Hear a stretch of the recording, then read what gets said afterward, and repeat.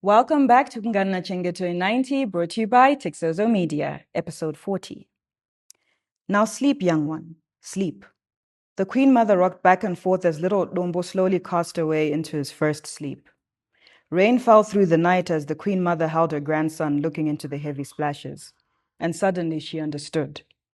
This was the middle of winter, and it was not supposed to be raining in sub-Saharan Africa, let alone a heavy storm. An anomaly had just occurred, and amid all the madness and excitement, everyone had missed this very significant detail. But not the Queen Mother. The sly old fox had noticed. As the light of day kissed the skies at dusk, King Daramombe and his hunting party were arriving back from the hunt. Upon his arrival, he was greeted by an overzealous young man who had not slept throughout the night, waiting for his arrival in excitement. Chunga, the king's firstborn son, wanted to be the first one to greet his father with the news. Come, Baba, he's here. He's here. His name is Dombo and he's here.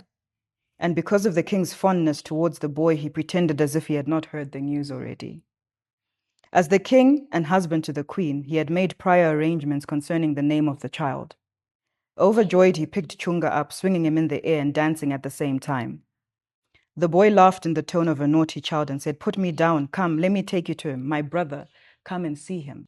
Join us tomorrow for more Chengetomayowe 90, brought to you by Tixozo Media. Thank you.